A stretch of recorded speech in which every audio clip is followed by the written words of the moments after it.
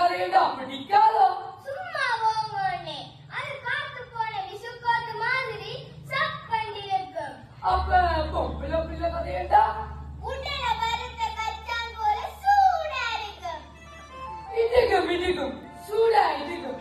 நாங்கள் இன்றைக்கு சொல்ல போற கதை 2000 ஆண்டுகளுக்கு முற்பட்ட கதை.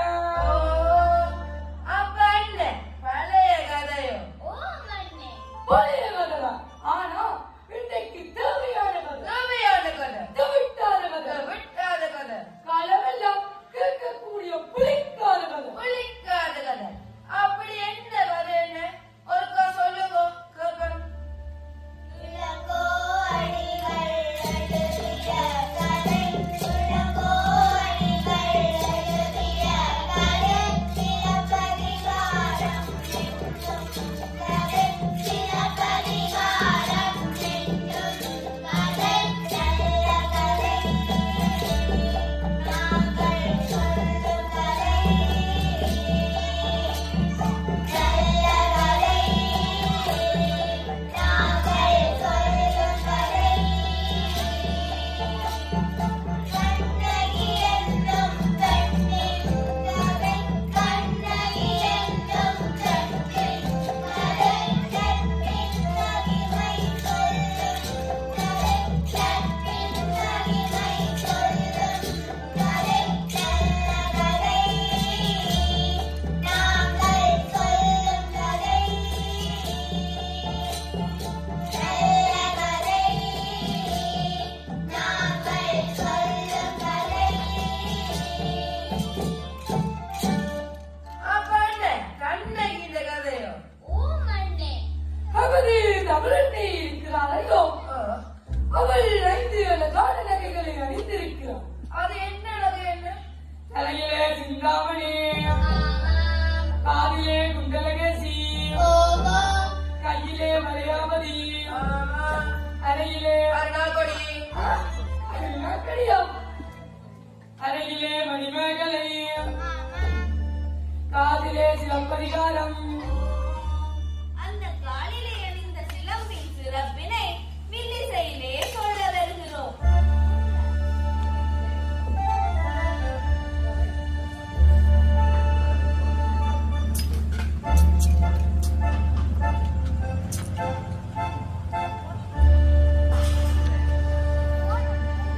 நீதி கண்ட நாடு மாசற்ற நல்ல நாடு. மாசற்ற நல்ல நாடு.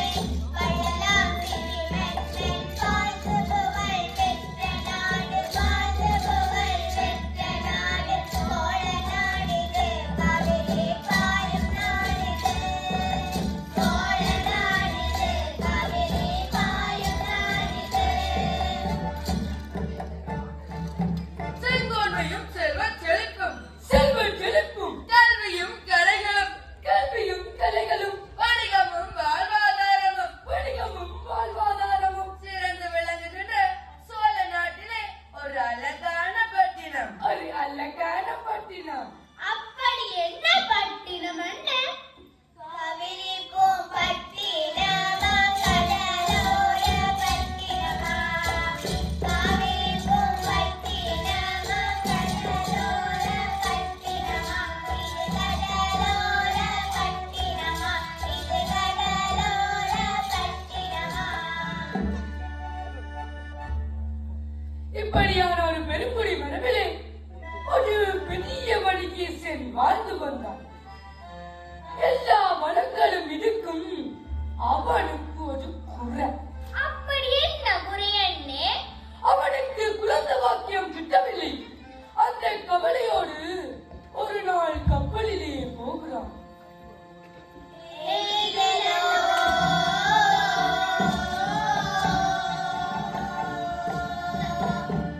தத்தை தாமேலவளே ஏலமாயிலவளே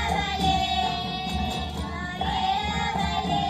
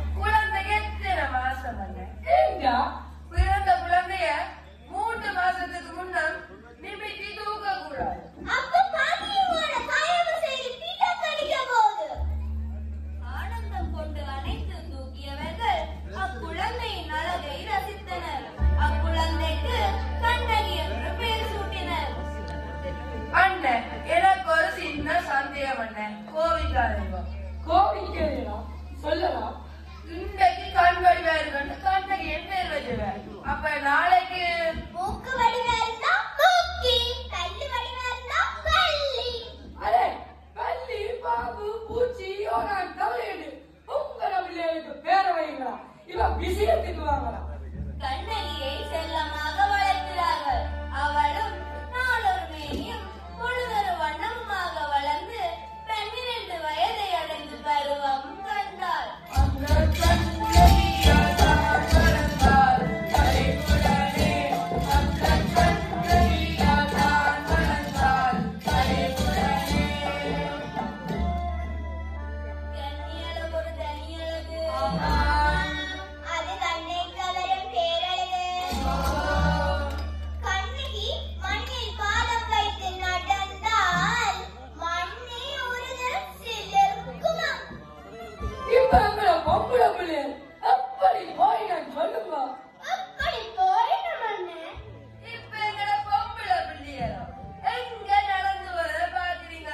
பக்கத்து கடைக்கு பான் வாங்க போறதாலும் முருகி கொண்டால போயிடும். ஆமாங்க சரியா சொன்னீங்க. இப்படியாக அது பெண்ணுக்கு இருக்கக்கூடிய அனைத்து லட்சணங்களும் உடைய கண்ணகிக்கு நல்ல கணவனை தேடுகிறோம். அதன்படியாக மாசாத்து வண்ணல் வடிவம் மாவேரும் தவத்து மைந்தன் தவத்து மைந்தன் நாமாம் தவத்து மைந்தன்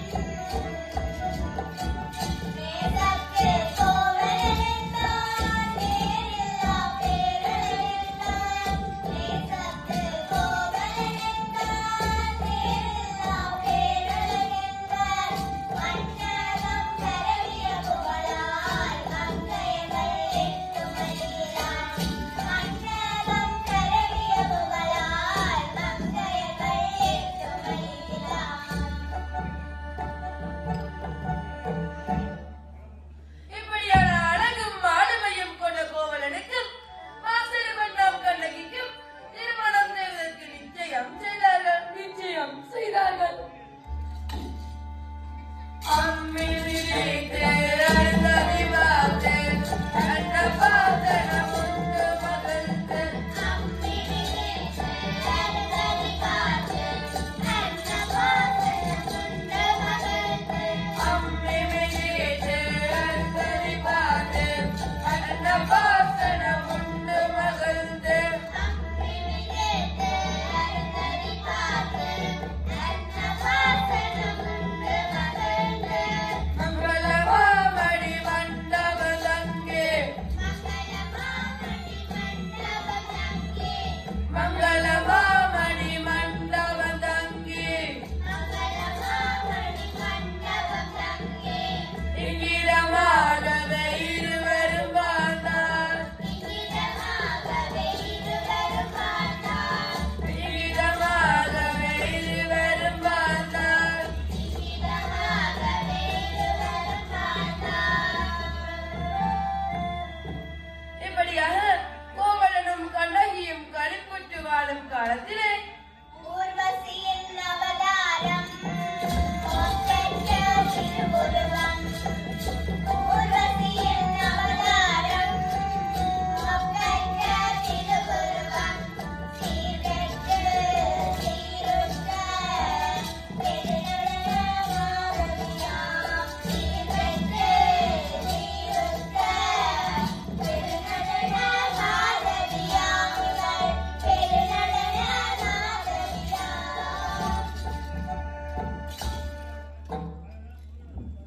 காவிரி பூம்பட்டணத்திலே கணியர் குலத்திலே பிறந்து 5 வயது முதல் ஆடல் கலையிலே இருந்த ஆடலரசிதான் மாதவி. இந்த மாதவி ஒரு நாள் கரிகாவலனின் அரண்மனைக்கு ஆட வருகிறாள். ஆட வந்தாள், ஆட வந்தாள், ஆடும் ஒரு காவிரி நடம். ஆட வந்தாள், ஆடும் ஒரு காவிரி நடம். ஆட வந்தாள், அபிநயத்தோடு சிங்காரம்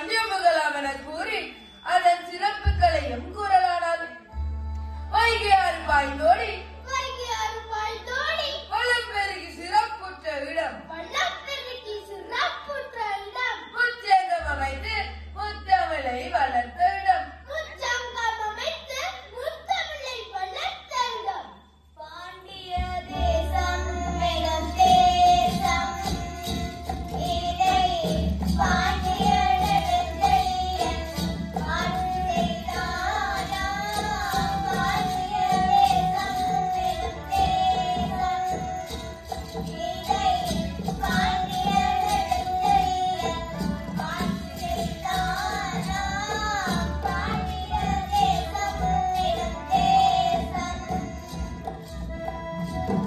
இத்தகைய சிறப்புடைய பாண்டி மாமரத்தை பாண்டிய நெடுஞ்செழியன் என்னும் மன்னன் நீதி தவறாது தர்மம் தவறாது மக்களின் மனம் கோணாது ஆட்சி செய்து வருகிறார் பாண்டி மாமதுரை நகரத்திற்கு கோவலனும் கண்ணகியும் வருகிறார்கள் இவர்களை வறுமை வாட்டியது அச்சமயம் கண்ணகி தனது காத்திரம் ஒன்றை கரட்டி இதனை விட்டு வாருங்கள் என வழி அனுப்புகிறார்